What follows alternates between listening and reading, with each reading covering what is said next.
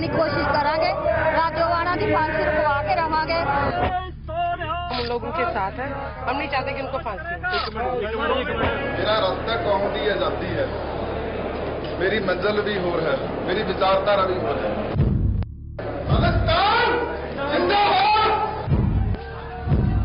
मैं 31 मार्च ਨੂੰ ਦੁਸ਼ਮਣਾਂ ਦੇ ਸੁਨੇਹੇ ਦਾ ਇੰਤਜ਼ਾਰ ਕਰਾਂਗਾ। ਅਗਰ ਮੈਂ ਆਪਣੇ ਸ਼ਹੀਦ ਹੋਏ ਵੀਰਾਂ ਦੇ ਟੋਲੇ ਵਿੱਚ ਸ਼ਾਮਲ ਹੋ ਸਕਿਆ ਤਾਂ ਮੈਂ ਸਮਝਾਂਗਾ ਕਿ ਮੇਰਾ ਇਹ ਜੀਵਨ ਸਫਲ ਰਿਹਾ। ਖਾਲਸਾ ਜੀ, ਮੇਰਾ ਕਿਸੇ ਹਿੰਦੁਸਤਾਨੀ ਰਾਸ਼ਟਰਪਤੀ ਜਾਂ ਪ੍ਰਧਾਨ ਮੰਤਰੀ ਅੱਗੇ ਕੋਈ ਬੇਨਤੀ ਜਾਂ ਰਹਿਮ ਮੰਗਣ ਦਾ ਕੋਈ ਇਰਾਦਾ ਨਹੀਂ ਹੈ। ਮੇਰੇ ਵੀਰ ਨੇ ਕਦੇ ਕਿਸੇ ਨੂੰ ਵੀ ਰੋਕਿਆ ਨਹੀਂ, ਉਹ ਤਾਂ ਰਹਿਮ ਮੰਗਣ ਤੋਂ ਰੋਕ ਰਹੇ ਨੇ। ਉਹ ਤਾਂ ਪਹਿਲਾਂ ਇਹ ਕਹਿੰਦੇ ਨੇ ਕਿ ਸਾਨੂੰ ਇਨਸਾਫ ਮੰਗੋ। The execution of Balwant Singh Rajwana is stayed। करीब एक हफ्ते चले शोरगुल, हंगामे, धरना प्रदर्शन और बंद के बाद आखिरकार बलवंत सिंह राजवाना की फांसी टल ही गई। वो फांसी जो अदालत के आदेश के हिसाब से 31 मार्च को दी जानी थी, वो फांसी जिसने लोगों को अचानक याद दिलाई 17 साल पुरानी एक तारीख। हम इस वक्त खड़े हैं पंजाब सिविल सेक्रेटरीट में और मेरे ठीक पीछे ये जो पोर्च आप देख रहे हैं, यही वो जगह है जहां पर सरदार बेअंत सिंह की गाड़ी खड़ी थी जब बब्बर खालसा के आतंकियों ने ह्यूमन बॉम्ब के जरिए उन्हें निशाना बनाया था।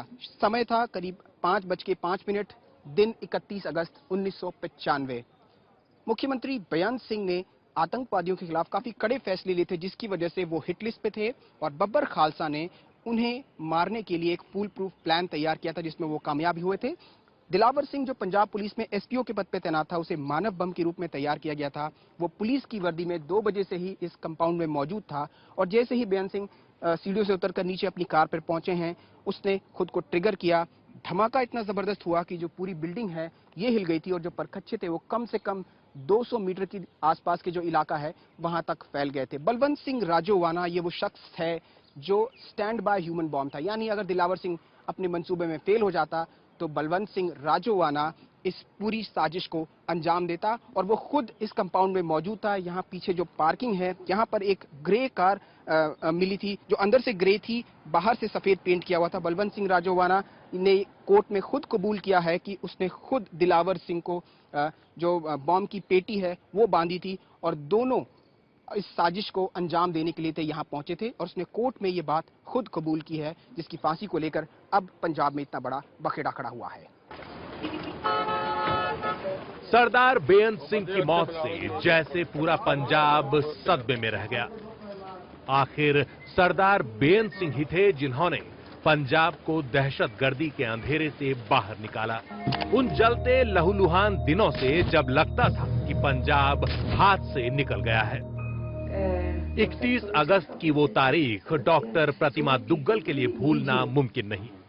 कुछ जर्नलिस्ट उन्होंने मुझे कहा कि मैं उस वक्त को याद करूं तो रोंगटे खड़े होते, मैं नहीं याद करना चाहती। उस हमले में उनके पति भी मारे गए थे, सरदार बेअंत सिंह के निजी डॉक्टर अनिल दुग्गल।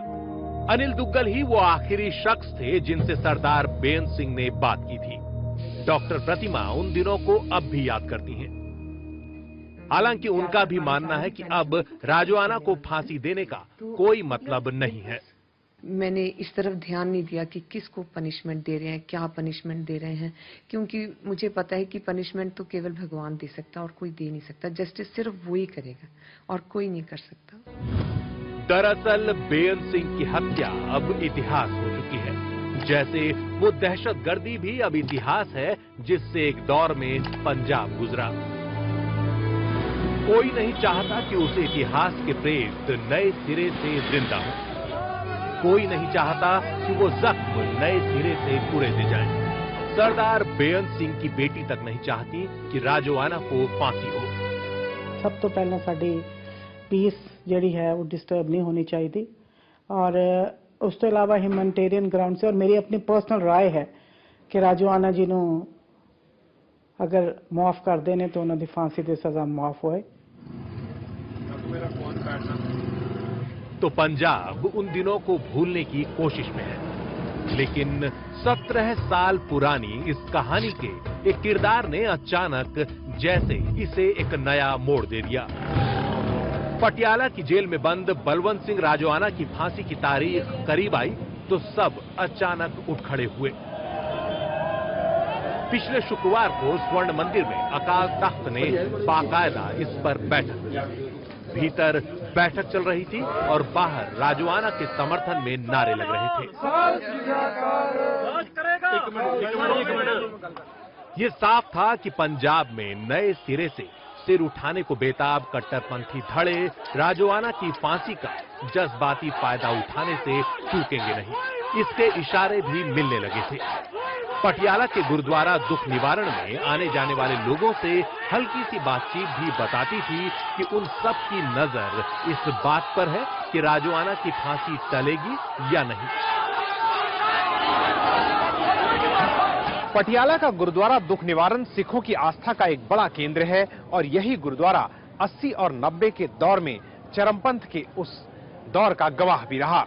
और आज भी बलवंत सिंह राजवाना की फांसी माफी को लेकर तमाम धरने और प्रदर्शन और जितने भी लोग इकट्ठा हो रहे हैं वो कहीं न कहीं यहां आकर भी जरूर पहुंचते हैं। आखिर अकाल तख्त ने फैसला किया कि राजोआना के लिए माफी की अपील की जाएगी और मुख्यमंत्री प्रकाश सिंह बादल दबाव में दिखे। अकाल तख्त के आदेश पर उन्होंने दिल्ली पहुंचकर मामले को संभालने की कोशिश शुरू कर दी।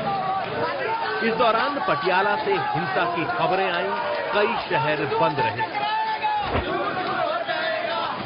और राजोआना की बहन रोज अपने भाई की चिट्ठी लेकर बाहर आती रही, बयान देती रही।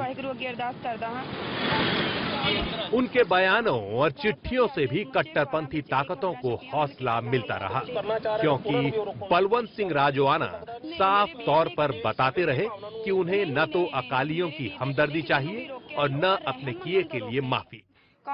वो शहीद होने को तैयार हैं। खालसा जी, मेरा किसी हिंदुस्तानी राष्ट्रपति ਜਾਂ ਪ੍ਰਧਾਨਮੰਤਰੀ ਅੱਗੇ ਕੋਈ ਬੇਨਤੀ ਜਾਂ ਰਹਿਮ ਮੰਗਣ ਦਾ ਕੋਈ ਇਰਾਦਾ ਨਹੀਂ ਹੈ। मैं 31 ਮਾਰਚ ਨੂੰ ਦੁਸ਼ਮਣਾਂ ਦੇ ਸਨੇਹ ਦਾ ਇੰਤਜ਼ਾਰ ਕਰਾਂਗਾ।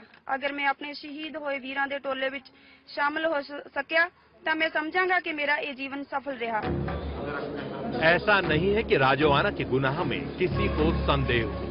वो खुद कबूल करता है कि अपने सहयोगी दिलावर सिंह की कमर में विस्फोटकों से लदी पेटी उसी ने बांधी। यही नहीं, वो खुद भी एक स्टैंड बाय मानव बम की तरह खड़ा रहा ताकि किसी नाकामी में खुद इस धमाके को अंजाम दे सके। उसे अपने किए पर कोई पछतावा नहीं।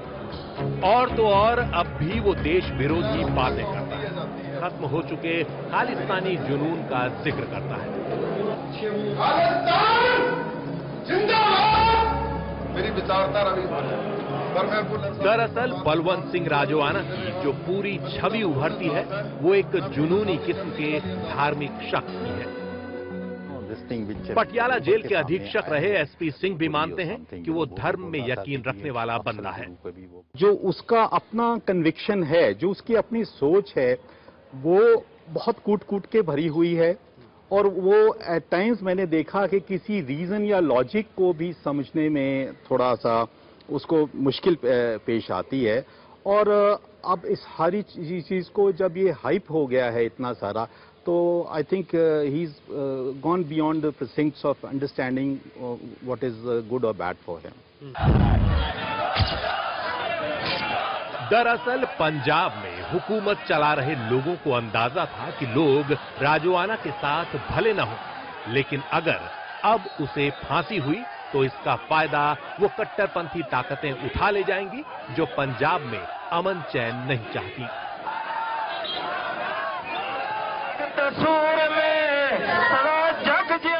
ये सवाल सिर्फ बलवंत सिंह राजवाना को फांसी होने या न होने का नहीं है, बल्कि उस लंबी लड़ाई का भी है जो पंजाब ने अमन और चैन के लिए 80 और 90 के दशक में लड़ी।